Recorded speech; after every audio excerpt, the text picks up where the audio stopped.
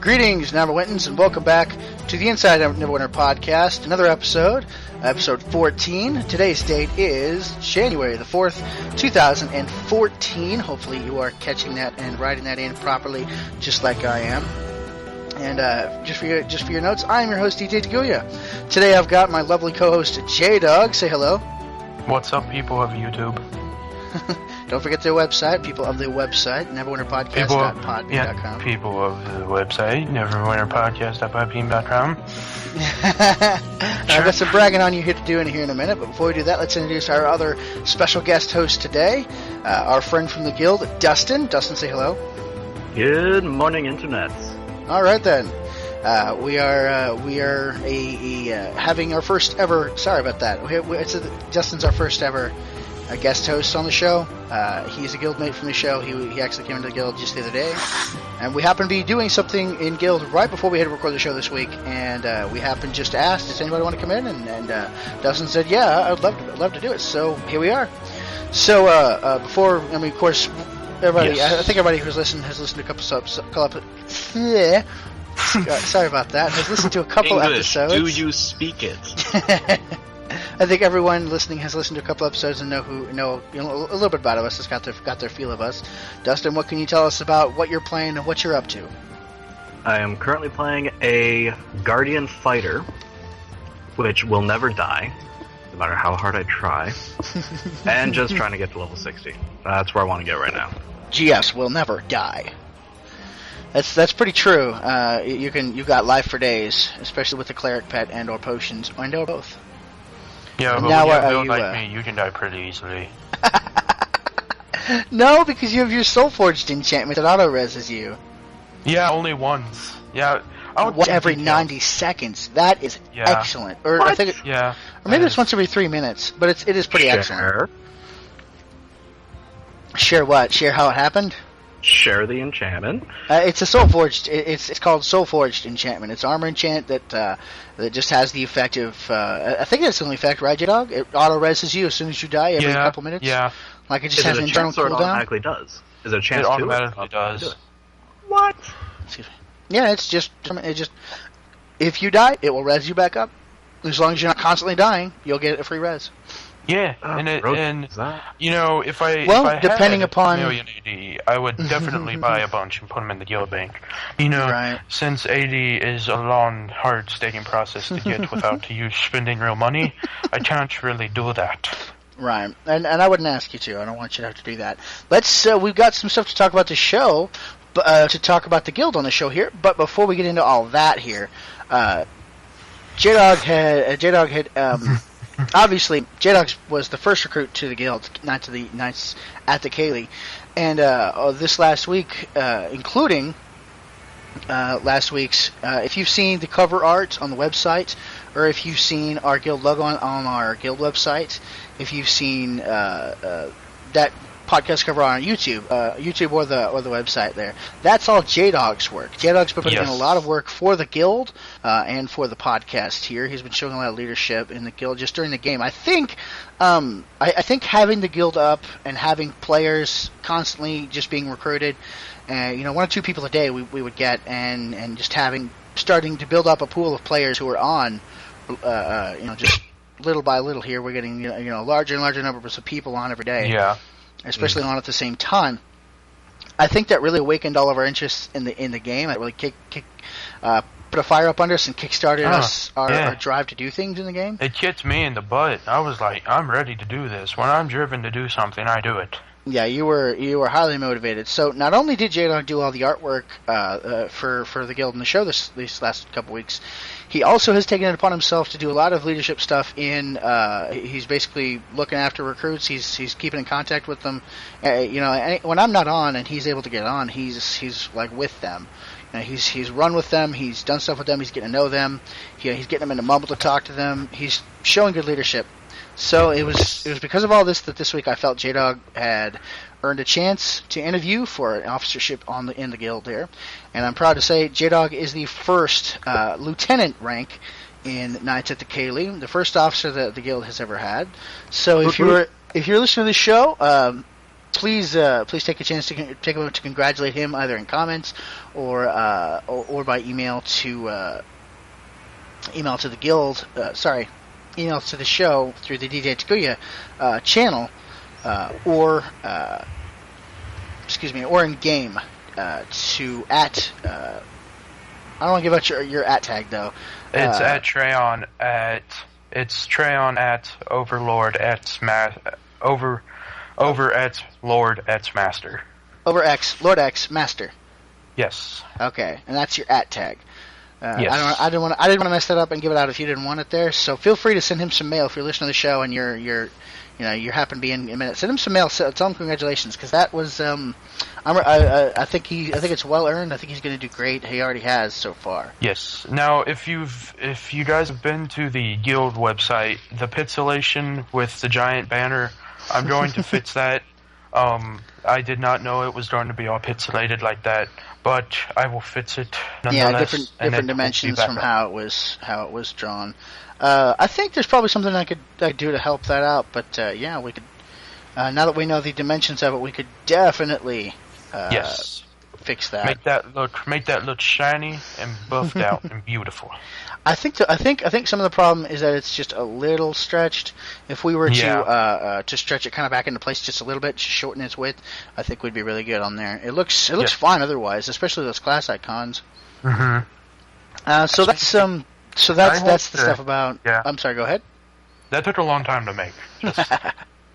I sat down for like an hour and 30 minutes and made that. So Well, we appreciate your effort. Yes. Have you seen it, Dustin? Have you seen it on the website? I went on the guild website very briefly, basically when I saw your ad being posted in the zone chat back at the Enclave, but I cannot for the life of me recall the banner to which you're referring to, but I also have the memory of goldfish. For a second I thought you were saying you remembered it as a goldfish, and I was like, you look like a goldfish? What? So, okay. Yes, I am. I personally think it was very well done. It looks really great, especially the fringing on the edges to make it look like burned parchment, how it kind of wears at the edges there. It looks great in my opinion. I think the issues you're talking about are more about how we still have that white background about it, and we have ways to fix that. And the pixels are just all over the place. Right, it's a little low res, I guess. Imagine an 8-bit game, but zoomed up right in your face. You're being too critical of it. That's pretty good work, I would say. Yeah. Anyway, so that's what we've been up to in the last week. Obviously, the guild kind of took off. Like I said, we've been getting about 1 or 2 people a day with just recruitment ads in channels, but also through connections here and there. People know people. And of course, and I'm pretty happy to say the guild has actually reached a 200. Sorry, not a 200. That would be great. Oh, that would be great. A 20 character roster with about four of those being alts. So that's 16 people in the guild. 16 we people are active. Getting there. Yeah, growing pretty quick, I'd say. I mean, I'm pretty happy with 1 or 2 people a day with no turnover rate. Obviously, if we were having turnover, I wouldn't be very happy. But we haven't lost anyone yet. Yes. So that's what's new with the guild here. We've been running a lot of stuff. I think we talked about it last week how we ran an epic together. Didn't we talk about that, JDog? Okay, so we've been doing kind of similar stuff with our recruiting with folks who got into the guild in the last week or so. We'll get together to run a dungeon or something. I personally am leveling my Hunter Ranger further. He's up to level 38 today. So almost there. I got to 30 the other night, and I saw, you could see the end goal in sight there. So I'm making that final push to 60. And the reason for that is our dungeon runs lately have just been JDog's Guardian Fighter, my Guardian Fighter, a Hunter Ranger from the guild, and then we have a couple clerics who have alternated in and out. So we really just I don't think we need 2 Guardian Fighters in those runs. I'd much rather take a DPS into those runs. If we already have a skilled GF to tank things, I really don't want to get in the way. Yeah. And so we're both leveling characters. Leveling a great weapon fighter, which I didn't go to sleep last night, and I got to level 31. And you did level hard. I got to level 31 in about 5 hours. Sleep is for the weak. That was pretty excellent. We made a bet when he started the character at about 2 or 3 in the afternoon, and we said if you had reached max level within like first it was if you had reached level 15 within like an hour or 30 minutes, I was going to give you like a prize, and then it became if you could get to level 60 in a day, you'd get a prize. And now I'm just impressed that you leveled 30 levels in basically one day because you were over the course of one day playing, and that 6 hours is about what it actually was played time, and not like time spent doing other things or having to fix stuff up or whatever. So again, but still, that's pretty impressive. 30 levels in 6 hours played ish is really impressive. Just going master. What the? Actually, if he did 30 levels in 6 hours, then I would feel pretty confident saying it. If he played for 18 to 24 hours, he would have gotten it. If he just done 18 to 24 hours straight. Mm-hmm. I didn't have my mocha. I didn't have the juice. I was like at 5. I was like, I at least need to get an hour of sleep. So I went to bed. I woke up the next hour. I got right back to it. Well, that's still really good work. So I'm still going to give you we discussed it. I'm still going to give you what I had promised you, which is a jeweled idol for your troubles. So you'll be set up with about 40,000 astral diamonds, getting to 60 just as soon as you get them. Kind of get you, because I think that's really drives you is when you see the reward that's going to come. Mm-hmm. It's because obviously the first time you level to 60, you saw the reward of being 60 and helping other people out. Mm-hmm. And so now that you've been that's 60, how I met you. Yep, you were running me through a dungeon, and then we started running more and more stuff. We were just hanging out like all the time. And then one day I was just like, I've been thinking about starting a podcast since there's not one. I was like, do you want to be on it? And you're like, yeah. And I was like, what? I was like, okay. I need a name for it. Who is that? Is that you, JDog? My phone. I'm sorry. Okay. My chicken is done. Your chicken is done? Alright, take care of that and okay, we'll move it's right done. on along there. I put it on silent. I just threw it across the room. So that's what the two of us have been up to. Now Dustin, what would you say you really spent the most of your time doing this last week in Neverwinter? Just playing. First I wanted to see what class I actually enjoyed playing. The first one that I liked playing was actually the Trickster Rogue. Until I came to a point where I was just beating my face against the wall to no avail. Yeah, that does kind of burn you out real quick. Yeah, I reverted to what I always end up doing in any sort of fantasy setting, really, be it an MMO like WoW or Neverwinter or single player like Skyrim. Sword and board, survivability.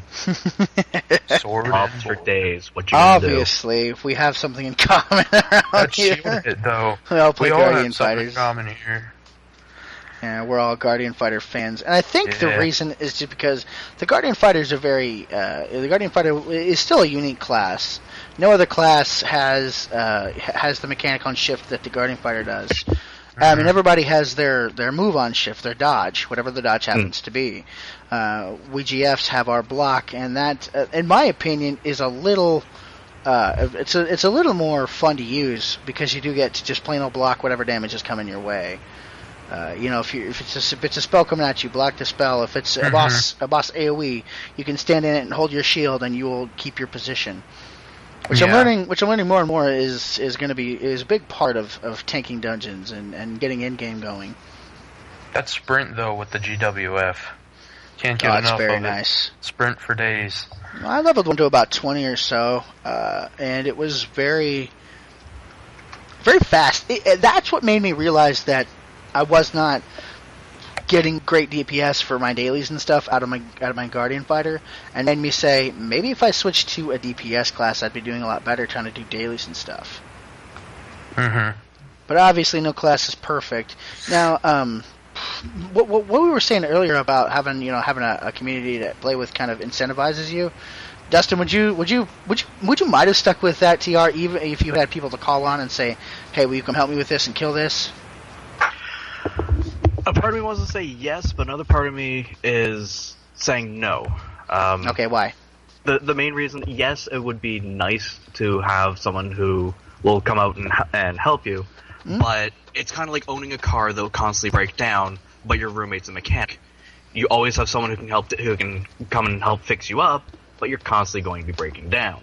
Right. And it's the just fact the constant you having help to kinda stop bugged and you. go, somebody come in here. Yeah.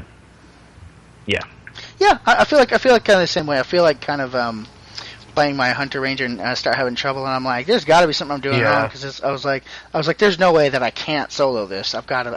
There's just no way that I cannot solo this as this class. This class, I know has this capability. So I know what you're saying. It's the very fact that you would need help that kind of bothers you about it. Yeah. But that's a good analogy, though. The car and roommate thing. I like that. That's cool. Yeah. Well, here's my analogy. His car breaks down all the time. Yeah. Well, here's my analogy.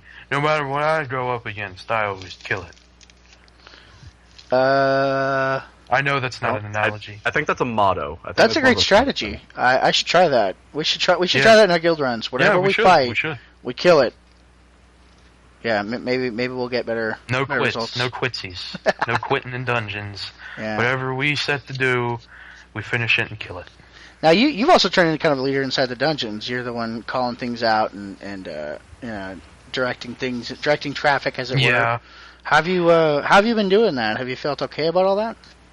Well, since I've played the game for so long, I've played the game for 2 years now. No, you haven't. Well, I started playing it a long time ago, okay? And since this year's 2014, I'm going to say 2 years. Well, it makes it sound cooler, okay? I don't buy this at all!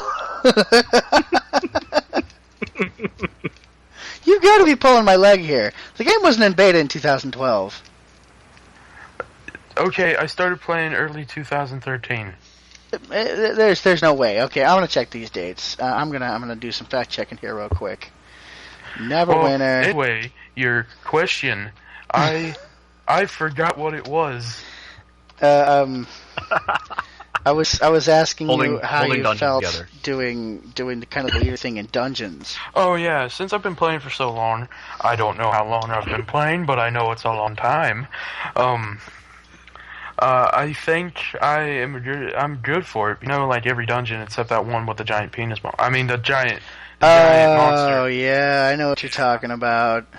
I never did that dungeon before, so I died right off the bat because the pillar disappears and what you're supposed to do except down the lava. Right, it's at the end of Spellplague Caverns, and you're standing on that circular platform, and there's four platforms forming another circle on the outside, and each quarter of the circle platform out there will drop after a certain point in the DOS fight, and there's small tells, but if you're going in there fresh like we did, you really don't know that.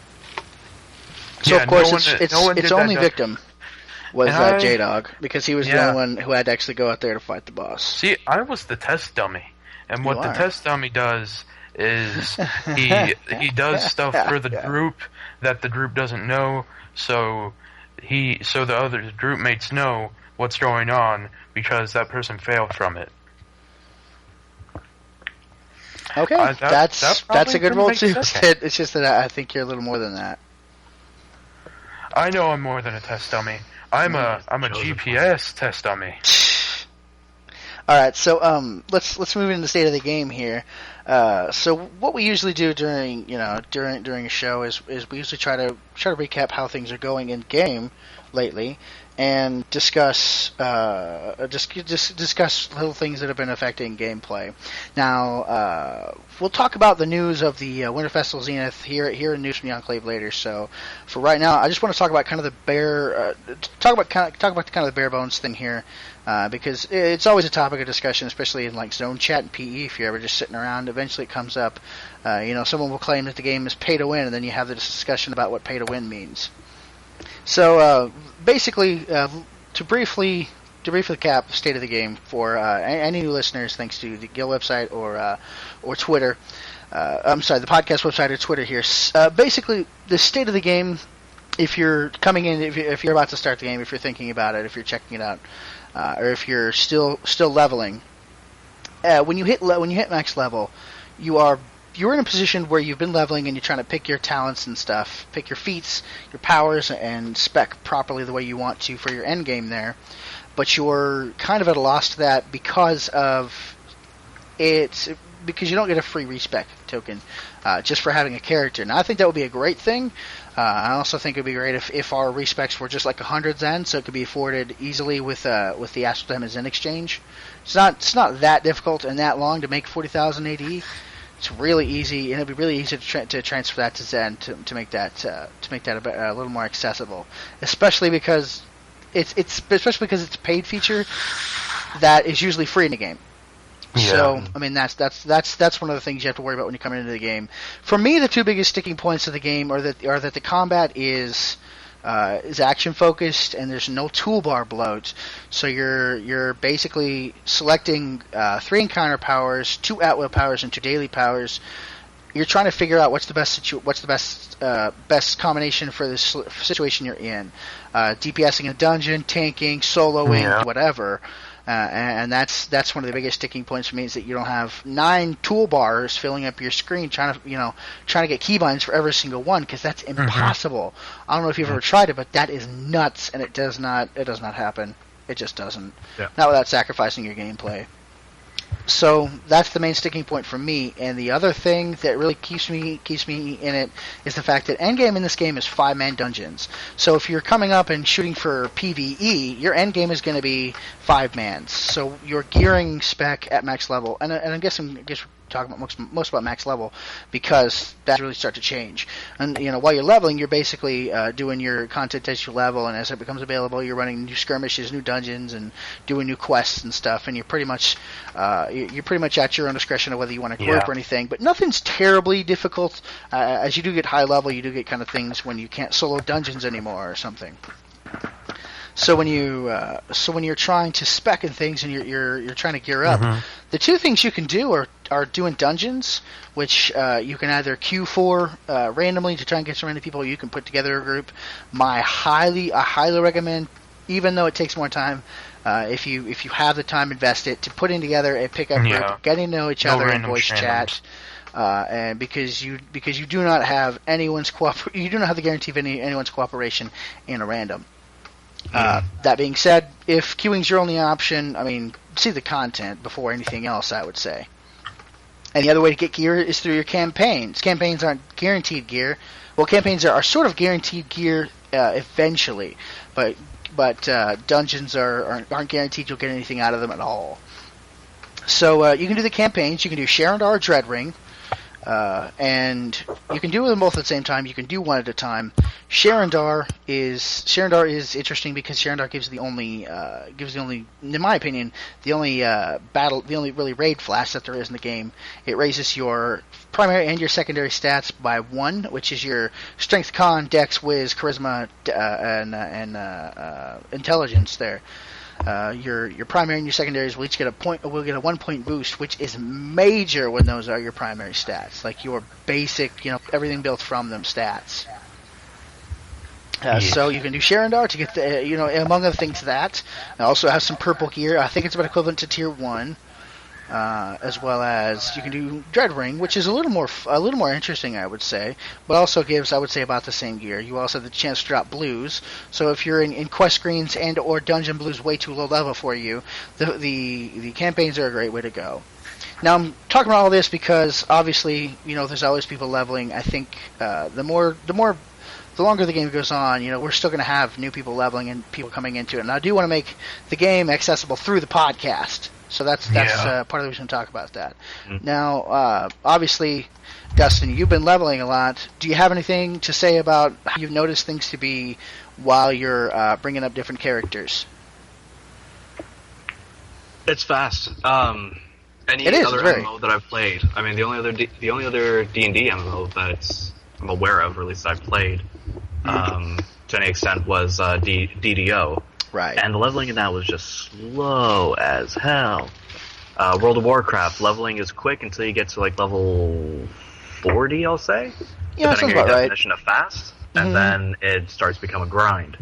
I don't know if it's just the storyline keeping me into the game, or if it actually is legitimately quick, but leveling just doesn't feel like a chore in this game. I felt the exact Probably same by way. the 6th character, it'll be a chore. I'm leveling my second character to a significant point. I've leveled multiple characters to 20 or so, and this is the second character I've actually leveled past 30. And I'm kind of I am noticing the story is it's really good. There's definitely lots to get with the different quests, as well as lore that you pick up that kind of feeds into what you're doing. And in some cases, it's definitely crucial that you read your lore, or you won't know what's going on. So I do think you're probably right. It's probably both the fact that the game engages you, and the fact that you don't have kill X to get Y come up very much, because or if you do, it's not stupid things like kill a deer for its hooves, and the deer doesn't drop any hooves. Part of my strategy for killing deer is to cripple their feet. You broke their hooves. That's why there's no hooves. Shoot them in the butt. Right. JDog, how about you? What have you? What are your thoughts about the state of the game? What do you really notice? What I really notice is that it's just fast, like Dustin was saying. Mm-hmm. I mean, the first time I played, I was into it from the start, because the story that I had when playing it was, okay, I started playing it, I got my character to about level 20, and I Game Informer magazines every month. Right.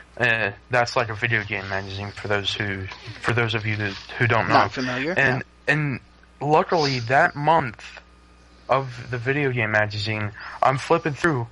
I read the articles and stuff and everything. I'm flipping through and I find this game that I just started playing. And I'm like, oh, this game must be really popular. And all that I had to do to find it was the best free MMOs in the world. And I typed that in on Google one day because I was tired of playing the old games and crap that I was playing. What did you come from? What were the games that you were playing and put down to play this game? I was playing really, really cruddy 2D MMOs. I mean, I was playing Adventure Quest Worlds, but that's not that cruddy. I mean, if those of you that have heard of it, I mean, it's not that fun. And I also was playing a little bit of everything. I mean, I downloaded a whole bunch of MMOs before that, like Terraria. Not Terraria, I mean Terra. Terra Rising. And once I got my Steam account going, I just got on the MMO list and just started flipping through.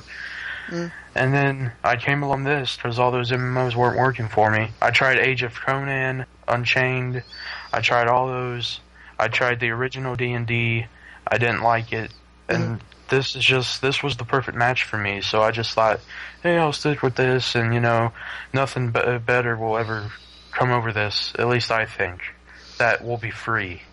Yeah, I think those are probably the big things, is the quality of the gameplay and story, and of course it comes from such rich lore like the Forgotten Realms and the Fabled lore, but the other fact is that it was just well incepted, action, combat, and everything put together. And the fact that there's no barrier to entry. Really kind of forgives some things, like minor bugs that you don't have really like a fix for. It does kind of fix those. I'm sorry, it does kind of forgive those because they're not something that you have to pay for. Like the content's all free. Play your heart's content and never worry about it. I don't know how many times I can stress this. I mean, I've spent like, $20, that's 2,000 Zen, which I got a companion with, but still isn't that much. I mean, you can do anything that you want in this game for free. And it's just... with enough time equal money. Yeah, I mean... And it really does. It's a microtransaction system that's it's not pay to win, it's pay for convenience and style. Right. The payment that you really make, the payments that the money that you put into the game gets your stuff either earlier than you'd otherwise do, like your enchantments. Those are probably the biggest stickers. Gear can be acquired through the means, but enchants are priceless, as they say. When you and even now, especially now, you invest your time in your enchants. So I would say definitely that that it being free to play a game and discussions about pay to win. I wouldn't say they irritate me, but I don't quite understand them. Because someone made an interesting point in chat the other day, and I want to bring that up. I want to tell you all about it, is because what they said was, as far as free to play, as far as free to play and pay to win goes, certain games that you buy in the store, like World of Warcraft, don't sue me, Blizzard. World of Warcraft, you can go to a brick and mortar store and pay for it. And the only reason it's not, the reason it's not considered pay to win, even though you pay for it, and you have to pay for it to get the content, to get the gear, and there's no other way to get it. That does they claim, from what they said, it does make that pay to win more so than and this. And it's $15 a month.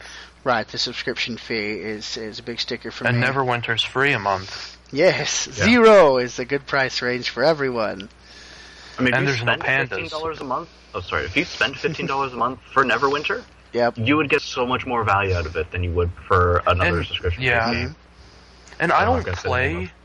I've played World of Warcraft. I've played WoW, and you know, I played it on their private, like the Phoenix private server that you can get. It's completely free for vanilla and everything. I played that. I leveled the character to like level 25, and I was like, "This is stupid. You have to run everywhere and everything." And I heard ever since Mists of Pandaria came out, it's completely bombed, and not as many people have liked it. They lost a lot of people. Yeah. Ever since Mists of Pandaria came out. Yeah, WoW has, I think, last was like less. It was fewer than 9 million, definitely. They were coming down off that 12 million subscriber thing, and you know, coming down to 11, and then to 10, and then to 9, and I think 8.8 was the last one I heard, and it's going to show that it's showing that the game is showing that WoW isn't quite holding up as time goes on in terms of I think. I would say maybe an overall value, because you are spending the $15 a month, and certain people are sitting on dead servers. Lots of people are sitting on dead servers, and that's why they. We're not really a WoW podcast, but I guess the cross realm zones thing that they did, and now cross realm everything, to put that feeling of massively back in the MMO. Yeah. It's not really. They're still facing a problem. Eventually, I think. So overall, there's probably wrong with Warcraft that would make you not want to play it. Other than the fact that if it wouldn't fit your budget for what you're getting out of it, especially with the barrier to endgame being either you rely on randoms in looking for raid, or you get into a raid guild and stress yourself out night after night and have the raid leader yell at you. That's not a very good endgame, and that's probably people like I know that's the reason I don't play it anymore. So I think I would love to see WoW go buy to play soon, because I don't think that. Well, I don't know. Like I said, we're not a WoW podcast. I don't really. I don't feel qualified to talk about it anymore. What is WoW? Since I haven't played in so long, I don't know anything anymore. I don't think. Now, things change in MMO all the time. WoW. Yeah? My brother plays WoW, and he's one of those people that are like, he's eating cereal for breakfast one day, and he's going to be like, "This tastes like World of Warcraft. They copied off of it." For like cereal and crap. He's saying everything's a WoW clone. Yeah. Okay. Yeah, everything's a WoW clone. Like this bed. Well, WoW is an EQ. It's World of Warcraft. The WoW is an EQ2 clone. WoW was not the end all, begin all. WoW was WoW was a better inception of MMO than EverQuest 2 was. Than EverQuest was. Inception. A better. I don't think I'm using that word correctly. It was a better MMO than EverQuest was. Implementation. Yes, implementation. It was a better MMO than EverQuest, and that's what they were hoping. That's what they played that inspired them to make WoW. So WoW doesn't have a monopoly on MMOs. WoW wasn't the first MMO, and there's probably never going to be a last MMO. Yeah, you guys know RuneScape? Was RuneScape before WoW? RuneScape, I think, was long before WoW. Yeah, so RuneScape 1.0. Yeah, people could say that they copied it off of RuneScape. Basically, you could say it's copied off of anything. MMOs came from MUDs, which were before the days of the internet, or in the early days of the internet. Multi-user dungeons were basically MMOs without the graphics. And before that, before technology got into the mix, we were playing pen and paper, and we were playing with tons of people, and that was the connection. The only I'm thing too that young to be able to do that. yeah, it's fun for anybody. I'm in the generation of people where it's play like MMOs. technology is the Lord. Well, the good thing is that there's if you've got anyway. With pen and paper, you have the buy-in with the books. That's the very entry to get the books.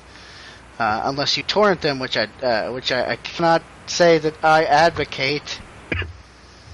Or that I did. Cross eyes. There are also some sites where they have them up there so you can do them, but there's basically the barriers to entry to everything. But one of the reasons I think we've stuck with Neverwinter this long is because the honeymoon phase ended, but then we were left with all this content to play. I think we said last week, and we continue to say, Neverwinter has basically never really run out of content. There's always something to do. They're always putting like an event going on. There's always something to get you to log in. So let's talk about that. In the news this week, we have the Winter Festival Zenith. It popped up on Thursday, which we knew was coming. This always happens on the last week of events. It happened on summer and happened with other stuff. And they basically just double the rewards, and it's more incentive to get in and actually play it. There was a problem though when they announced that you would be able to get multiple fortune stars a day, and be able to trade your stars for such and such, and get your star of fortune for Tarmaloon trade bars at the trade bar store. And they patched it on Thursday morning, and it came up. None of that stuff worked. None of that stuff was in there, and it didn't happen. What they promised didn't happen. So, of course, a lot of people were like, what the heck is happening? They had emergency maintenance that evening to take it down and put that back in. And they were able to put in your purchase of your Stars of Fortune at the Tarmaloon Trade Bar store, but there's nothing said about the Stars of Fortune, multiple fortunes a day.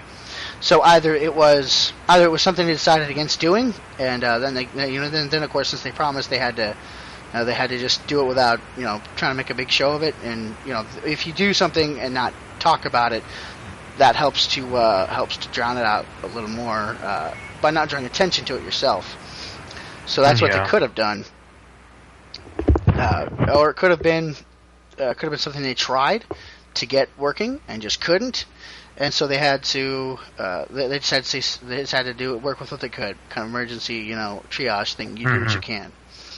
So obviously I'm a little disappointed that it didn't work. I've been playing that on my Ranger and getting the rewards. I was hoping to get the Mimic. I think I still can, but if I can't, I'll invest in a sled or something to get some extra money's worth out of it, out of the event there. Or just trade all the stars for lights and get the Fawn there. Right, the Fawn. Fawn versus a Mimic. Everyone's talking about Fawn versus Mimic. No one will shut up about Fawn versus Mimic. Completely different things. That's like saying, do I want a car or a bicycle? Well, it's kind of like the Fawn gives you boost to your recovery and regen, which help for your cooldowns and your health regeneration. Yeah. And the Mimic will tank for you, but it also boosts your defense. So it's kind of like I feel like companions aren't really designed for any one thing. Each of them, is probably intended to be good for everyone. Even if you're a devoted cleric and you run around with a cleric disciple, that's probably meant to help you out too. Even though I don't think I've seen any clerics do that. Yeah. I think most people on their clerics are picking things that are either going to damage for them or tank for them. I think the dog's a popular choice with clerics, if I'm not mistaken. I've been seeing the dog as a popular choice for rangers. I've been seeing a lot of rangers with them. As well as it being a beast companion, it's because that popular trope. Hunters use animal pets and stuff. It's also just a good DPS pet. Its combat advantage thing is pretty neat. Whenever it has combat advantage, it knocks them down. And Hunter Rangers have a class ability that lets you and your ally have combat advantage as long as you're within 10 feet of each other. So if you go in melee with your dog, that dog is going to knock them down. So it's pretty cool, pretty cool thing you can do with your dog. So I guess that's why most people run in with it. I need to get mine out. I haven't used mine in a while. I've either been running with the man-at-arms or the cleric or the wizard or something. I've just been trying them all out because I only used the cleric on the guardian fighter, and then I'm like, there's all these other companions to use. So the news this week is really that although we didn't get what we were promised, it's kind of free, so it's hard to complain about it. Yeah, what you pay for it. That's why I say about Canada's healthcare. Right. So I think the big news is, of course, that they tried. It didn't really work, but we're still able to get those stars for Charmloon trade bars, and you're still able to trade your excess stars for Lights of Cimmeral if you're trying to get the Fawn or the Dappled Horse. So that's... I got that. You did? Yeah, I decided to get it. That's really the only news this week. Horse. Cool. Did you say you were going to sell it on the auction house, hold on to it, and make some money? That's a good idea. It's about 300,000 AD right now. Heck yeah, that's a good idea. Hold on to it for a bit. I may give it to my Guardian. I mean, my Great Weapon Fighter. I don't know yet. Well, remember when I got the armored Orc-Wolf pet from that first Called Worms they did, the Orc Assault Skirmish? Well, I sold it close to the start of Shadow Mantle. I sold it for about 250,000 AD. Ooh. And that's about $2.50. No, that's not. That's about $6. $6. Zen, roughly. I try to always equate things to Zen or dollars so that we get a better feeling of how much if you're making that money, how much money you saved, or if you're spending that money, how much you can afford to get. Because if you're a person who likes to invest, $10, $15 every month just to get something out of it, you might want to measure your investments, get the most out of them every month. Or if you're the kind of person who has only occasional $10 or so dollars like me to invest, that's really all I feel safe of putting into the game, because I feel like even though I'm enjoying playing it and I do the podcast, I feel like I need to financially appreciate the game as well. And if I get some keys and unlock some lock boxes and see what I get, that's pretty fun too. Yeah. So the real news this week is the fact that the game had to be hotfixed. It wasn't working as intended, and they tried to fix it, but it's still not quite what we expected.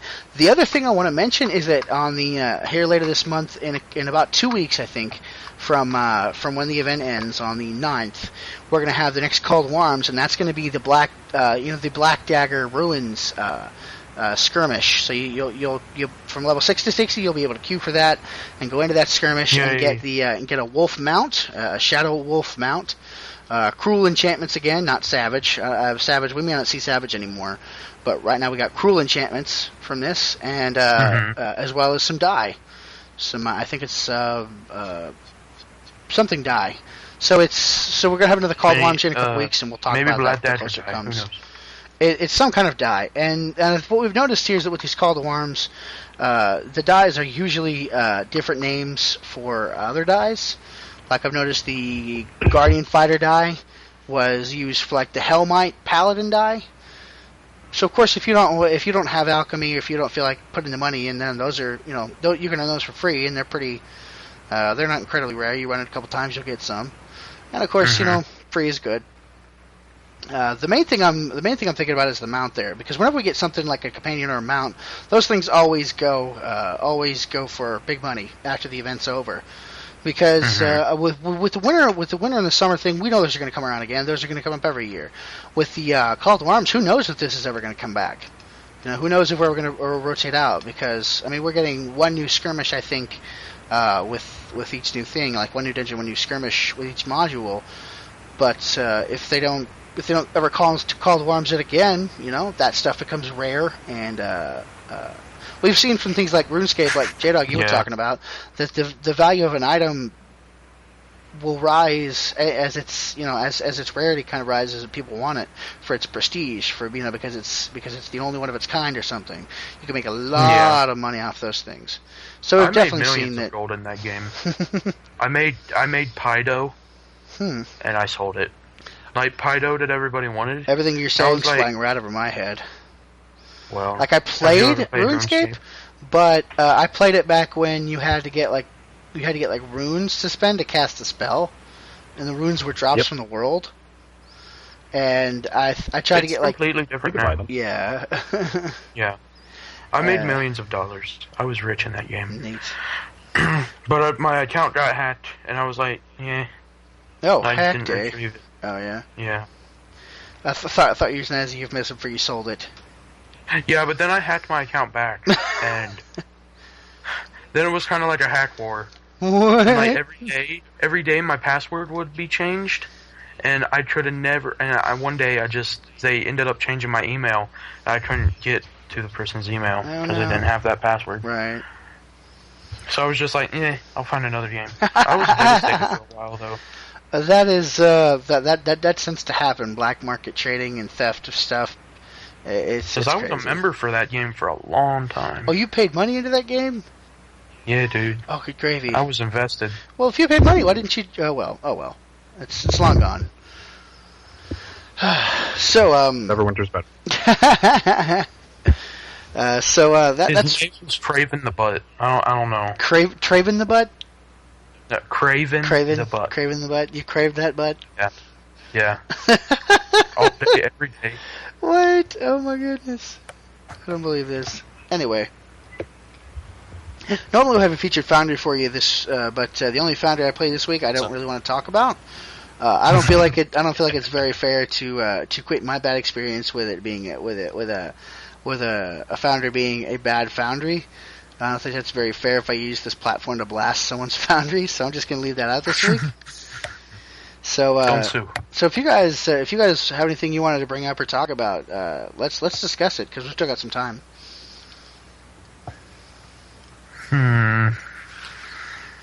My thinking cap is on.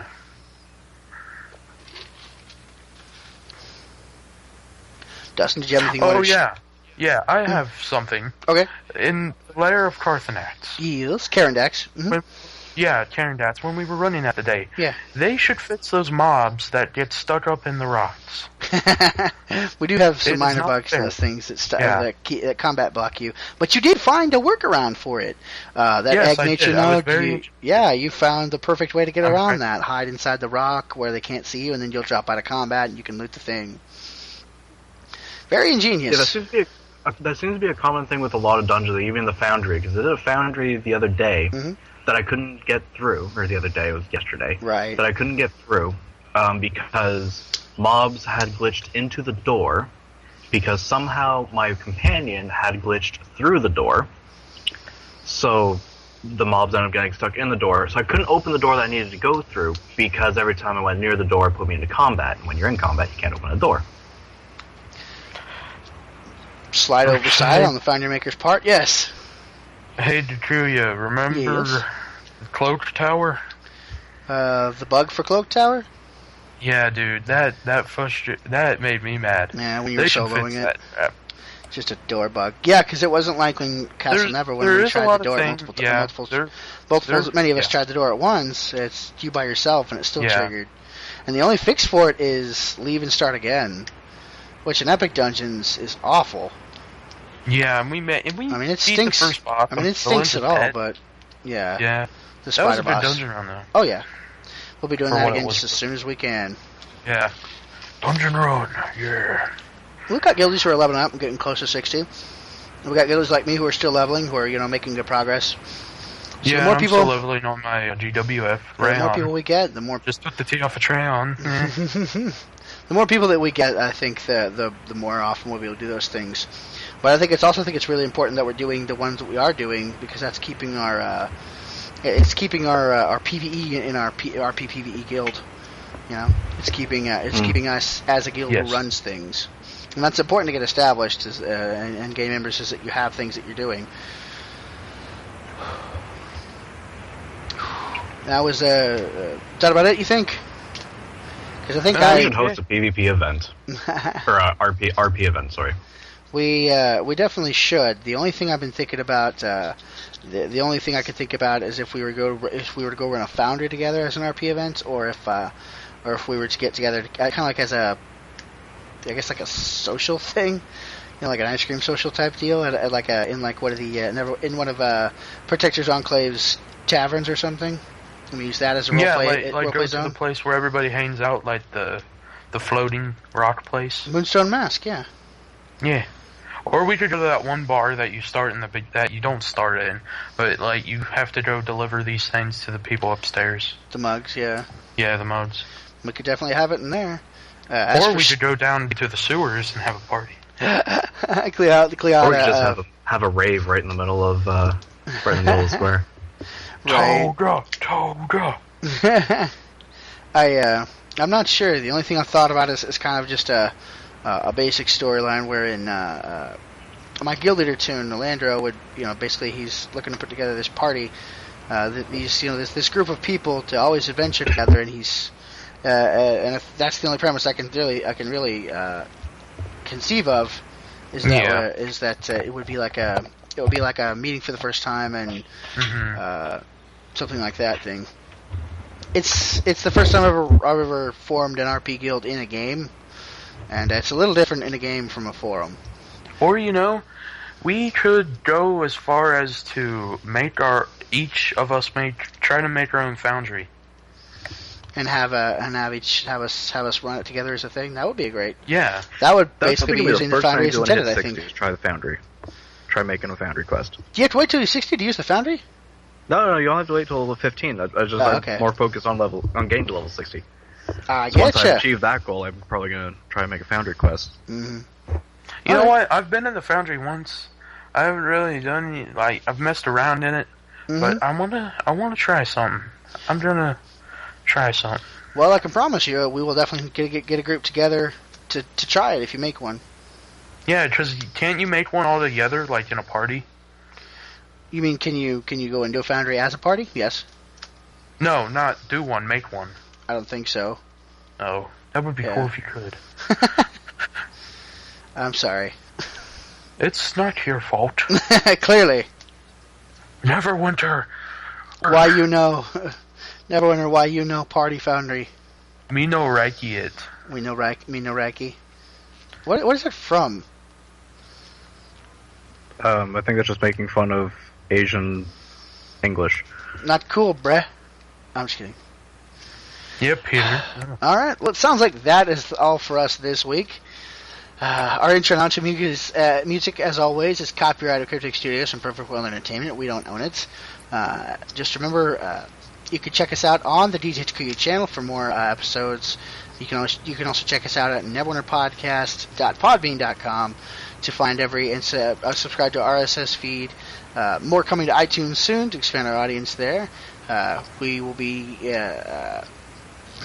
tweeting out special events through our Twitter starting this week. Always keeping in touch and trying to grow our audience so that you can.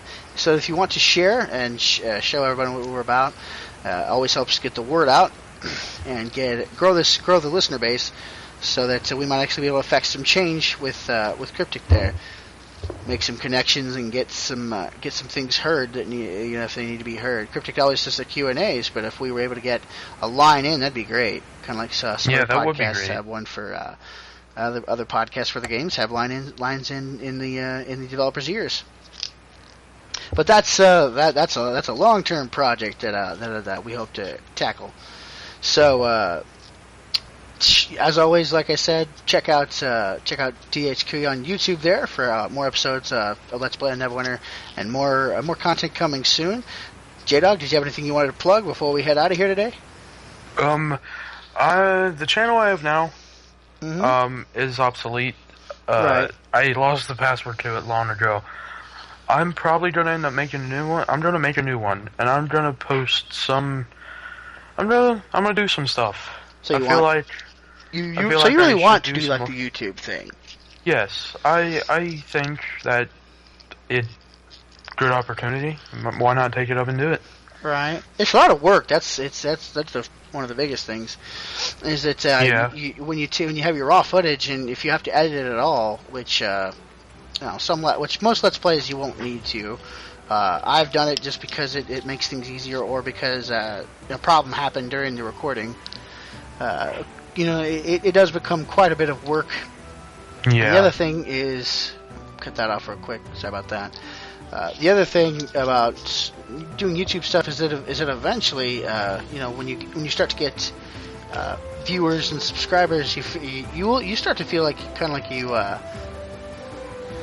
there's a question of like when to monetize your channel, if ever, and certainly with these new content ID changes to YouTube that's been going on the last while, that does kind of make things hard to monetize. But even if you don't monetize, you still try to find that audience, and then it basically becomes like another job.